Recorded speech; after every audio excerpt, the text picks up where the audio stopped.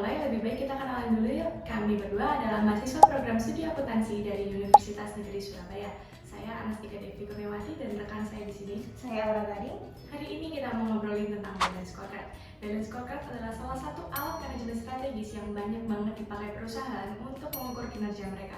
Bener banget, tapi di sini kita nggak akan bahas semuanya karena balance scorecard itu kan ada 4 perspektif. Yang pertama keuangan, yang kedua pelanggan, yang ketiga proses bisnis internal, dan yang terakhir ada pembelajaran serta pertumbuhan. Fokus kita hari ini hanya di satu perspektif, yaitu proses bisnis internal. Nah, proses ini yang bikin mesin perusahaan tetap jalan. Kenapa kita fokus di sini? Karena kita yakin bahwa proses ini adalah yang sangat penting untuk memastikan bahwa perusahaan berjalan dengan efisien. Gampangnya, jika urusan internal beres, yang lain akan lebih gampang kan? Setuju banget. Oke, langsung aja kita mulai ke pembahasannya. Yuk mulai dari pengertian balance scorecard itu sendiri. Jadi singkatnya, balance scorecard itu adalah sistem yang membantu perusahaan supaya visi dan misi mereka nggak menjadi tulisan doang.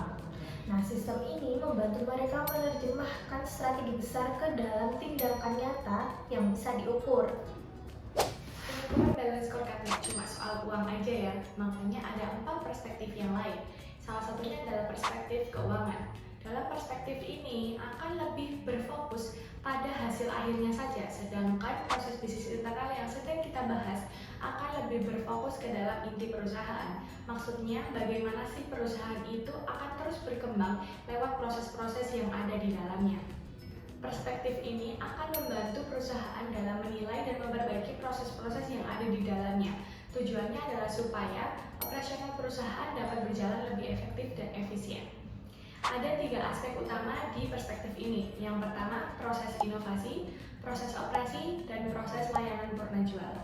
Nah, ketiga proses ini saling terhubung dan saling melengkapi. Gak cuma bisa fokus di salah satu aspek aja karena mereka memiliki peran masing-masing. Yuk kita mulai bahas satu persatu. Yang pertama adalah inovasi.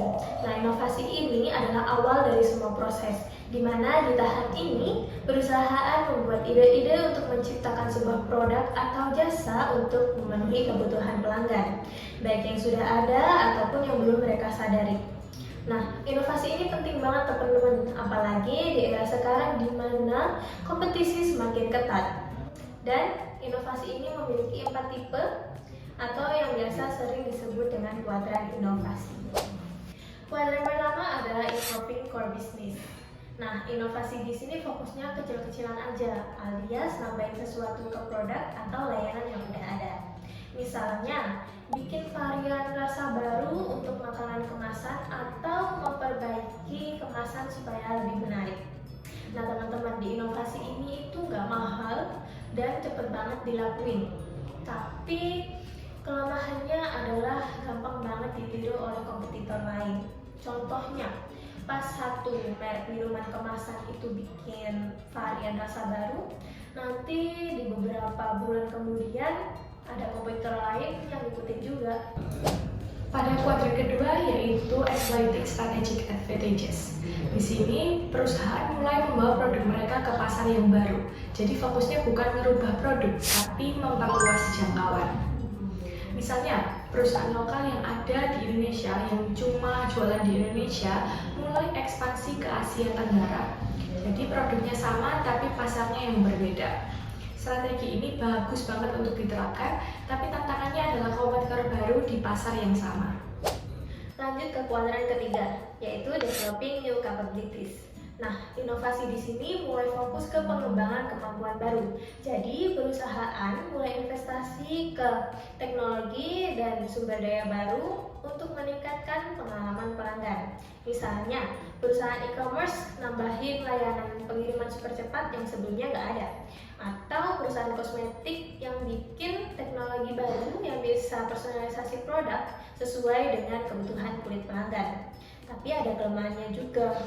Nah, karena butuh investasi besar, maka risikonya kalau gagal ya kerugiannya juga besar. Selain itu, waktu yang dibutuhkan bisa lama sebelum hasilnya benar-benar kelihatan. Nah, yang terakhir adalah inovasi yang paling besar dan paling beresiko. Namanya adalah creating revolutionary change. Jadi di sini tuh perusahaan yang bikin sesuatu yang benar-benar baru, bahkan sampai mengubah secara bisnis mereka. Misalnya Netflix waktu pertama kali merombak model bisnis mereka dari penyewaan DVD menjadi layanan streaming. Itu merupakan inovasi yang besar, namun memiliki resiko yang sama besarnya. Tapi jika inovasi ini dilakukan dan berhasil, akan memberikan dampak yang sangat luar biasa untuk perusahaan tersebut.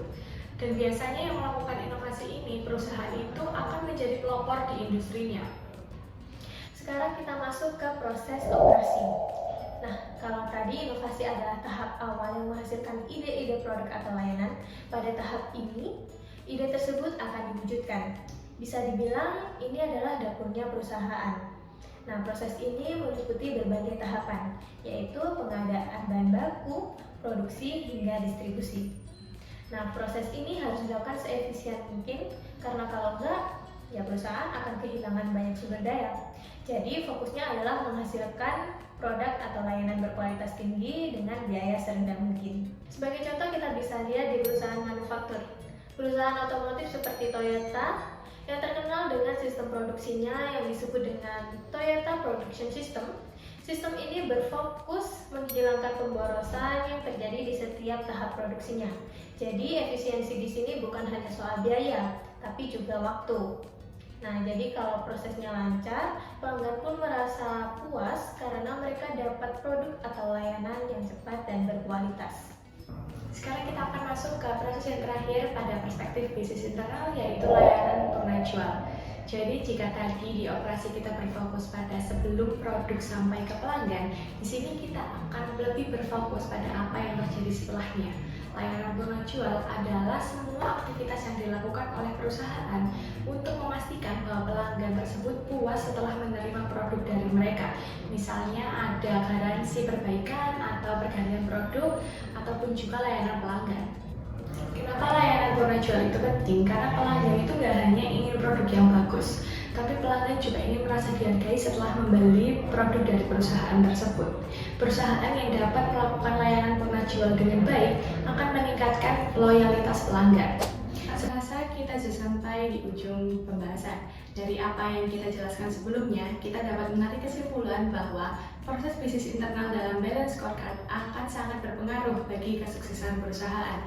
Kenapa? Karena proses bisnis internal ini akan memastikan semua proses di dalam perusahaan berjalan dengan baik, mulai dari inovasi, operasi, dan layanan purna jual. Jadi, secara keseluruhan, perspektif ini membantu perusahaan menciptakan nilai tambah, tidak hanya untuk pelanggan, tetapi juga untuk perusahaan itu sendiri. Nah, kalau inovasinya kuat, operasinya efisien, dan layanan purna jualnya memuaskan, perusahaan bisa lebih mudah mencapai tujuan strategisnya di dalam perspektif yang lain. Kami harap apa yang kami jelaskan sebelumnya akan sangat bermanfaat bagi teman-teman semua dan memberikan gambaran yang jelas terkait dengan pentingnya proses bisnis internal dalam balance scorecard. Sampai sini dulu dari kami. Terima kasih dan sampai jumpa.